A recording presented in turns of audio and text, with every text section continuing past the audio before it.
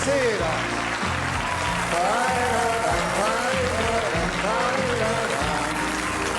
Buonasera, benvenuti al secondo appuntamento con il nostro Varietà. Facciamo un piccolo salto indietro e parliamo della puntata di 7 giorni fa. 7 giorni fa abbiamo parlato di 2 argomenti, perché il nostro Varietà ha 2 argomenti come protagonisti ogni sera. La scorsa settimana abbiamo parlato di strada, della strada e del gioco. È venuto uno smorfista di Napoli, e io non voglio fare il suo nome per non fargli rovinare la carriera. Allora, vi presento una compagnia di attori che ci regaleranno delle barzellette in ordine alfabetico. Lucio Caizzi, Fulvio Falzarano, Michela Amiti, Giacomo Rizzo, Pippo Sant'Anastaso, Alvaro Vitali. Allora preparatevi, andate, e intanto vi presento 2 personaggi. Dice: ma cosa c'entrano con le barzellette? Nando Martellini, Sandro Ciotti. Tra attori e cantanti, al centro come filosofo della risata Luciano De Crescenzo. Allora, Luciano, brevemente, che cos'è la risata? È un meccanismo di difesa contro l'angoscia, nel senso che se uno vede per esempio una persona che cade per le scale, si mette a ridere, come per dire: meno male che è capitato a lui e non a me. Ma è vero, così è. Allora, in tutte le cose comiche che voi vedete, quasi sempre, ci sono disgrazie che vengono rimosse. Non so di che cosa si ride. E si ride della fame, della miseria, delle corna, e si ride perfino della morte. Quando uno vede Pulcinella c'è sempre la morte, le mazzate, e questo è il meccanismo di difesa nostro. Ecco, interessante però che queste disgrazie e queste cose capitino agli altri. Ecco, quindi anche l'interlocutore di una barzelletta deve essere studiato prima. Se tu parli di corna, per esempio, ecco, ride chi non ce l'ha. Attenzione, ridendo, cantando, caro Lucia, la macchietta. Tu che sei napoletano, c'è sempre stata una grande tradizione a Napoli della canzone comica, la macchietta napoletana, Maldacea. Adesso, amici telespettatori, abbiamo fatto una collana piena di perle di canzoni comiche, creando una compagnia di giovani che sono bravissimi. Ve li presento: Claudio Carluccio, Rosaria De Cicco, Nando Citarella, Lello Giulivo, Maurizio Merolla. Allora ragazzi, raggiungete il palcoscenico, perché adesso tocca a voi, con dei classici appunto dell'umorismo, diciamo della macchietta, per la quale eccelleva il grande Nino Taranto. E poi la censura, perché la censura spesso sforbiciava o veniva utilizzata dagli stessi attori per fare canzoni comiche. I più vecchi ricorderanno queste canzoncine, i più giovani se ne approprieranno, perché sono dei classici del doppio senso, del buon umore fatto in musica. Via!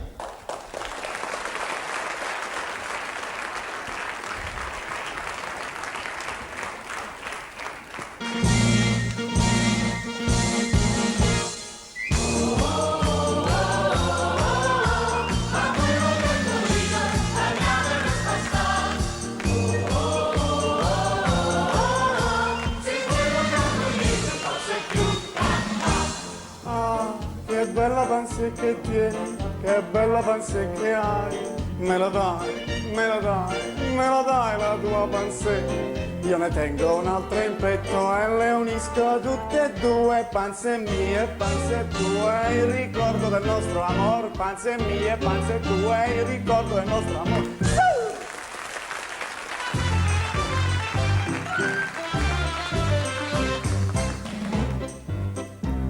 Sono stato dov'è Caracalla, a teatro a vedere l'Otello, che è un giallo più giallo del giallo per la grande impressione che fa.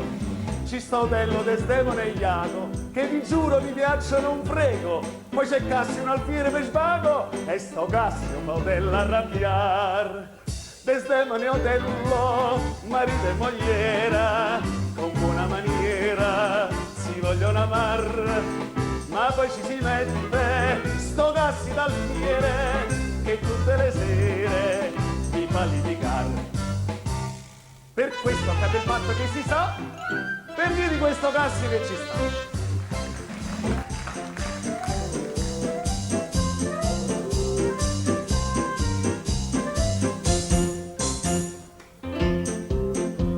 Elisa la brunetta un giorno volle andare nei campi tra l'erbetta, contenta a scampagnare.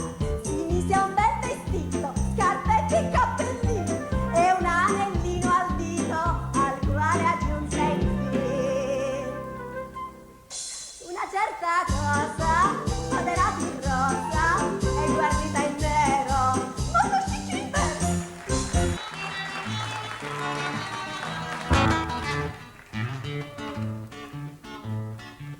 Io non saccio pittà, io non saccio pittà, si sapesse pittata pittasse. Bella bella, bella bella. Io mi fatta pittà, io mi fatta pittà, io ti voglio pittà per dicesse. Bella bella, bella bella. Tu ti mettisse in posa da modella e io ti facesse schizzo e l'acquarella. Si può o volesse a olio, si può fare. Io tu facessa olio là per là e te pittassa bella, bella, bella, e te pittasse spalle, bella, bella. Quando arrivasso bella, bella, bella, sono sicuro che mi dicesse che pennello, ma il pennello di Raffaello o il pennello che tieni tu. E pittanna, pittanna dicisse che bello pennello che tieni di giù. E pittanna, pittanna, pittanna, pittanna, pittanna volesse morire. Sì.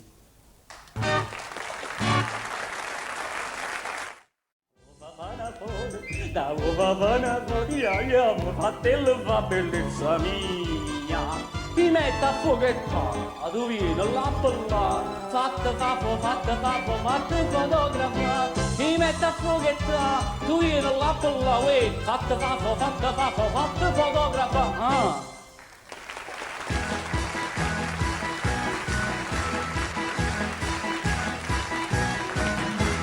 È vecchia la censura, tanto vecchia che ha la barba, ma vi giuro che non garba a chi in pubblico ha da far. Le strofe censurate faranno sì che voi diciate in montagna ed anche in valle c'è chi rompe a noi le... Censura!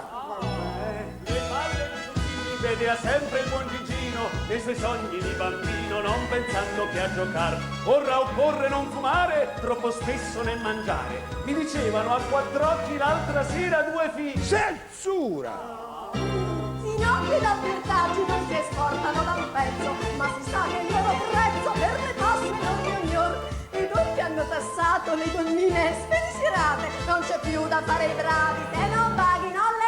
Censura! Ah, le chiavi americane, qualunque serratura sono sciupate addirittura per i ladri di oggi. Sono dei professionisti che prevedono gli imprevisti. Il rischio molto tetro è pigliarlo nel dì. Censura!